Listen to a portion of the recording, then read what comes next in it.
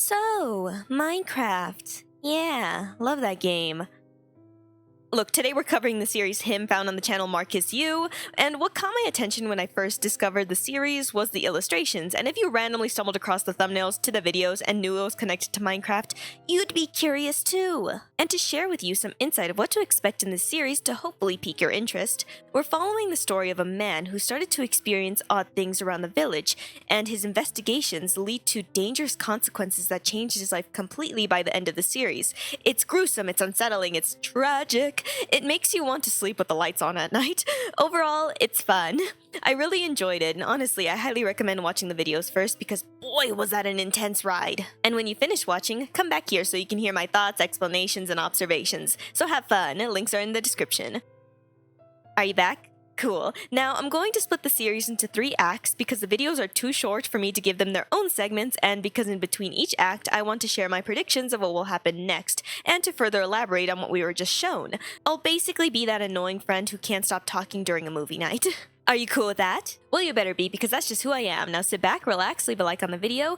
Can we put our Minecraft beds together? And as always, my name is Ripa Estrella. Let's explore. Him, Act 1. In the very beginning, we get presented with text speaking of a time before the rise of the demigods, before the almighty Steve arrived at the land, a time in which an unearthly force appeared in the shadows of a quiet village with the goal to hunt for their blood.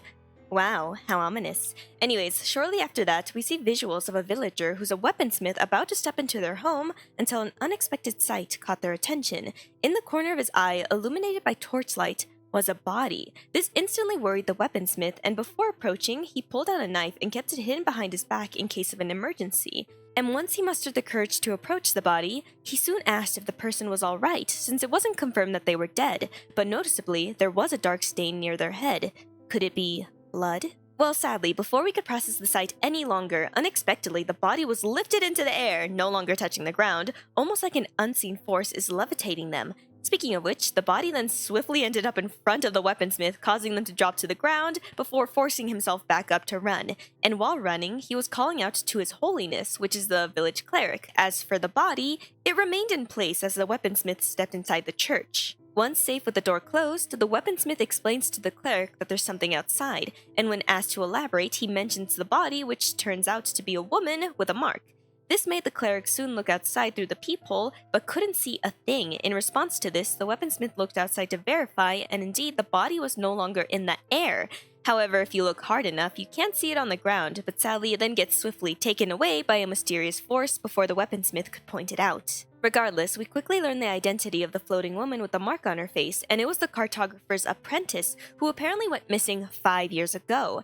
And because of that, the cleric went on to assume that the weaponsmith was just mistaken about what he saw, but he was adamant about it, so he soon rushed back outside to the spot, and while there, for a second, he did want it to believe that maybe he was just being delusional, or maybe he was just dreaming. Sadly, while looking at the ground and discovering a bloody tooth, reality sinks in, hitting him with the truth that what he did saw was not a trick of the mind. Now fast forward to the morning, the weaponsmith pays a visit to the cartographer to talk about last night's incident, because it does involve his past apprentice, and this is when we learn the name of the woman, who is Masha, and instead of being missing for 5 years, it turns out she was actually dead for 5 years, and the mark on her face is actually a birthmark, so if he did see her, that detail makes the situation more surprising.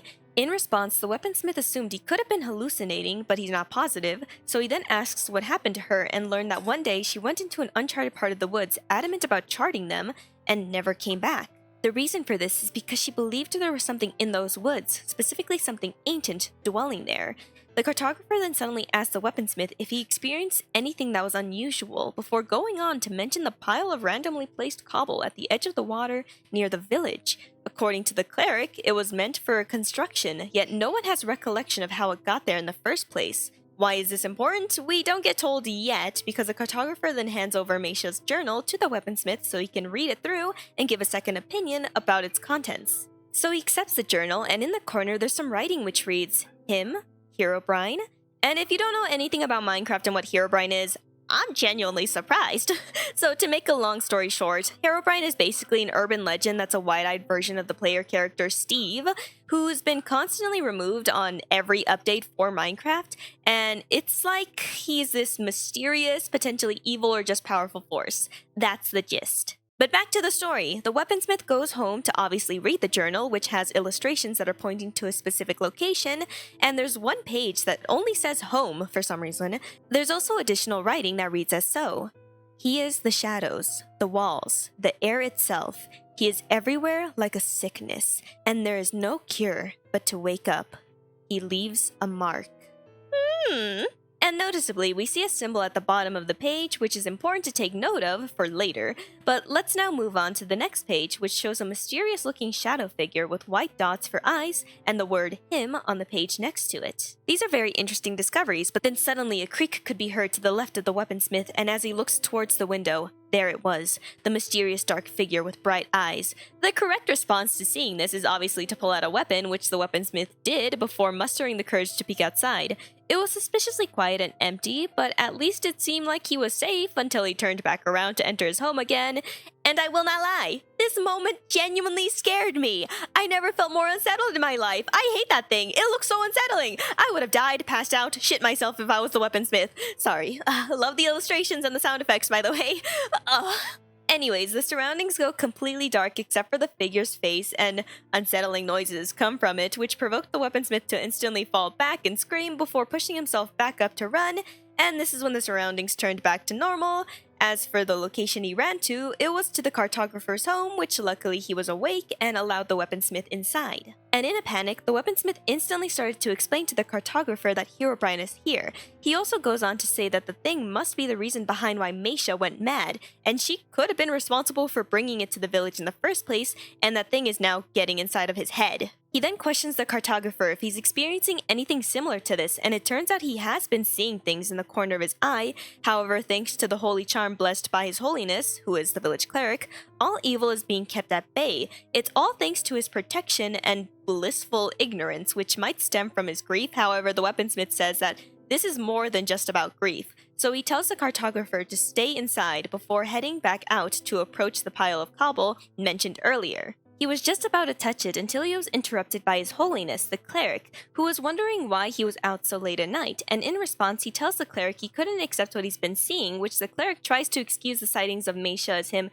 experiencing visitations from the ether, which is the afterlife or whatever. That kind of makes sense actually, which is apparently normal too as well, I guess. But the weaponsmith argues against that, saying it wasn't the ether. The cleric then tells the weaponsmith to not say such things, since the ether is where Myuu now resides. And then he points out that he seems to be overexhausting himself and suggests that maybe he should look into an apprenticeship. The weaponsmith didn't respond to that suggestion, so the cleric tells him to just think it over and to pay him a visit tomorrow before going their separate ways. And as the cleric turned around, the weaponsmith couldn't help but notice something on his back. A symbol. A very familiar symbol, which we were shown in the journal moments ago. The mark that Herobrine leaves. This of course instantly stunned the weaponsmith and made him slightly panic and tear up as he started to think about the dark figure. This is where I'll stop for Act 1 to share my thoughts and predictions. Pretty cool, am I right? Enjoying the story, because I sure am. Anyways, the obvious threat to the story is Herobrine, and to throw in a quick theory before continuing, the cleric is likely in on it. Obviously. Either possession, or maybe he's just a worshipper of Herobrine. Whatever it is, the symbol on his back is pretty incriminating. There's also a chance that maybe he could just be the next target to die, but I'm positive that it's more of a proxy thing. In addition to that, in the journal, we see an illustration of a ritual shrine or summoning thing, which resembles the exact thing people made in those past Minecraft videos to summon Herobrine. You know the one, golden blocks and netherrack, that ritual. So maybe whatever is in those uncharted part of the woods can be found the ritual location, and Myuu likely stumbled across it, maybe? As for who summoned Herobrine in the first place, there's two guesses, the obvious one being the cleric, and the second guess potentially being Myuu herself.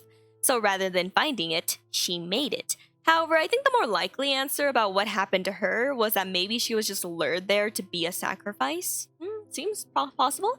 Anyways, stepping away from that, let's now talk about the mysterious pile of cobble near the village.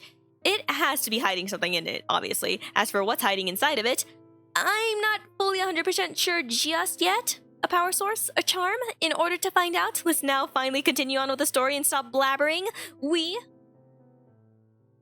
Him, Act 2. Sword in hand, the weaponsmith enters the church and points it at the cleric, demanding answers about the pile of cobble.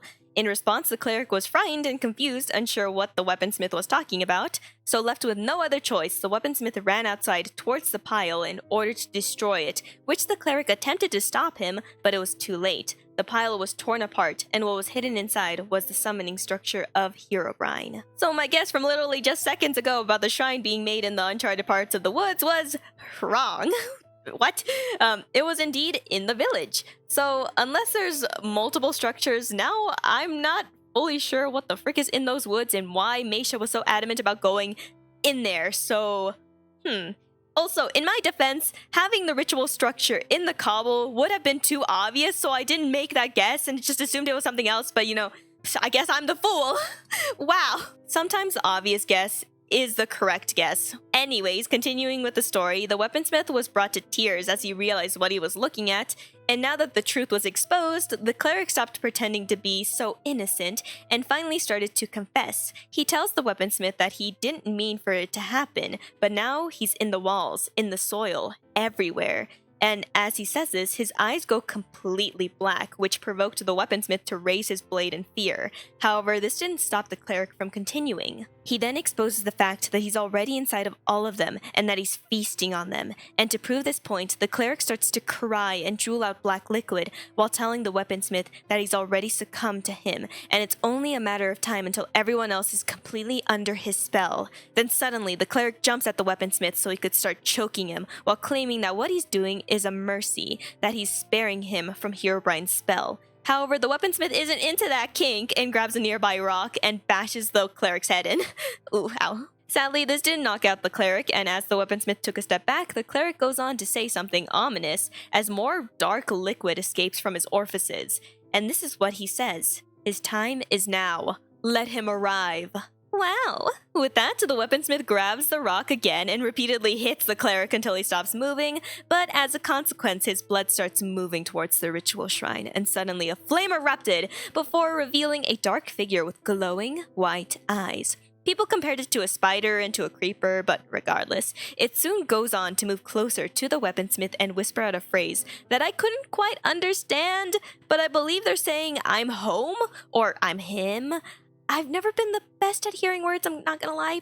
You guys can check out the video and hear it for yourself. It's still pretty creepy, Anyways, it eventually makes its way towards the village as the weaponsmith watches in horror, and this is when things go into complete chaos. The villagers are running and tripping over each other, trying to get away from that monster, who's just attacking without mercy, and hiding is clearly not the best option. As for what the weaponsmith soon goes on to do, he pulls out an enchanted book, specifically a Bane of Arthropod book, and uses it on a sword. And if you don't know what that enchantment does, it increases damage dealt to mobs like spiders, silverfishes, and endermites. So yeah, but back to the chaos. The weaponsmith had a close call encounter, almost running into the monster, but luckily it moved elsewhere as the weaponsmith debated on grabbing a nearby bow. This is where I'll pause for Act 2. We're at the climax of the story. The monster is released and the main character is to blame, however he obviously didn't do it on purpose. He didn't want to summon this monster, but now it's there, and it's his responsibility to take it out, hence why he enchanted a weapon. Will it be effective? Maybe. The monster does look spider-like, so, but, there's no guarantee. Anything could happen. It's a monster. Moving on, what I'm going to say next is a bit confusing, but hear me out. There's two interpretations of Herobrine. There's the Herobrine that tries to conceal his existence and just prefers to stalk the player character and scare them or torture them psychologically. Then there's the Herobrine who also stalks the player character, but they're out for blood and wants to kill the player. Since there's not exactly a canon Herobrine, I'm not sure which one we're dealing with at the moment, and the reason why I'm saying this is because I'm not fully convinced that this monster is Herobrine, surprisingly. It might have his striking white eyes, but this thing could just be a creation of Herobrine. Specifically, it's doing his dirty work, and the real Herobrine is hiding elsewhere, watching from afar. That's what I'm guessing. However, the purpose of the ritual shrine is to summon Herobrine himself, so I'm not fully sure if I'm correct because that monster is what was summoned. Regardless, if we are going by the assumption that this monster is just something Herobrine is puppeting, or it's a proxy or whatever, even if this thing is killed, that doesn't guarantee that they're free of Herobrine. Like the cleric said, Herobrine is now in the soil, in the walls, in them. He's now intertwined with the village, so it might require a lot more effort than just killing the thing, right? If Steve, the player character, makes a surprise appearance, maybe they could save the day, but I doubt that will happen. At most, I think the cartographer character might make a comeback to help in some way, potentially. Anyways, in order to find out what happens, let's now proceed forward with the videos. Him, Act 3. The village is scattered with bodies, and the monster is continuing to wreak havoc until suddenly it got shot in the back of its head by an arrow. Despite this, the monster was unfazed and just turned around to see the weaponsmith, who soon shot another arrow at it, and this actually provoked it to attack and knock the weaponsmith to the ground. Luckily, he managed to escape before getting impaled by the monster's appendages, and he retreated into the church where a potion bottle was conveniently left behind. And as the monster breaks down the door, the weaponsmith quickly grabs the potion and leaps through the window and waits outside for it to continue to chase him, and once it bursted outside, he threw the potion at it. This potion caused the monster to screech out in pain, making me assume that it was a splash potion of harming. So perfect. That could have gone really bad if it was like a healing potion or something.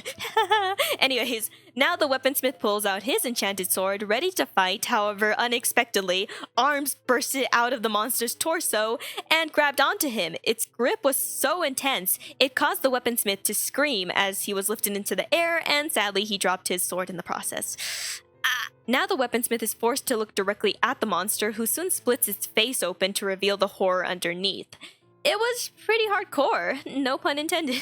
Anyways, the surroundings go completely dark, excluding the glowing white eyes, practically isolating the weaponsmith into this horrific trance until suddenly an axe could be seen flying in the air before eventually hitting the abdomen of the monster. This caused the monster to let go of the weaponsmith, and the person responsible for throwing the axe was the cartographer. Hey, I knew you would make a comeback. Anyways, the cartographer starts taunting the monster and threw another axe at it, which made the weaponsmith concerned for the man because now he's a target, so he quickly reaches for his sword and starts to attack the monster's legs. However, this wasn't enough to stop the monster, who soon reaches for the cartographer and goes on to fling him away before returning its attention back to the weaponsmith. And as it looks at the weaponsmith, the most ungodly noises escapes his mouth. It sounds like a siren, screeches, screams, weird static. It's hard to describe, but it's definitely, it doesn't sound like an animal or anything like that. It's crazy. Regardless of this horrific sight, the weaponsmith screams out a battle cry and charges at the monster with his sword in hand. And he might have clumsily fallen at the end of his attack, but he successfully cut a large gash in its abdomen, which caused its intestines to spill out, and this seemed to have greatly weakened the beast because it then fell to the ground. The weaponsmith then approaches the head of the monster, who was still staring at him with the same intense stare, and before the weaponsmith could drop down his sword on its skull, something caught his attention. Just above the monster's eye was a mark, a very familiar mark. The same mark that belonged to Meisha, the assistant villager who died a few years ago, and who was spotted recently one night, who's known for that birthmark.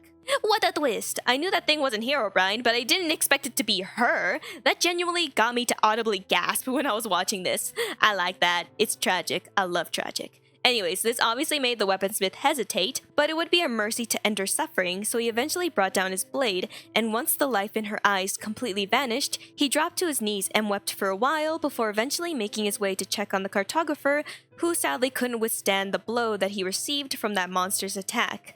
Him, along with all the villagers, are dead, leaving only the weaponsmith alone and now consumed by guilt and sorrow. Despair has completely taken over, and suddenly, as he opened his eyes, they were completely dark, except for the white dots in the center. He quickly realized that something was wrong, and he began to scream out in agony as a bearded man could be seen standing behind him. Herobrine. I'm not gonna lie, this scene genuinely scared the pants off of me. It also didn't help that, when I was making the script, I was watching the video in the middle of the night. Probably not the smartest idea, but I can't take back my decisions. I got goosebumps. Anyways, this is where the series concludes, so you know what that means. Conclusion time, baby. Let's go. Conclusion. Him. Who is him? Herobrine, obviously. But this whole situation is much more complicated than that. This story is more than just about the spooky man himself. For starters, are any of you familiar with the wide-eyed creepypasta? Me neither, so I had to do some extra research.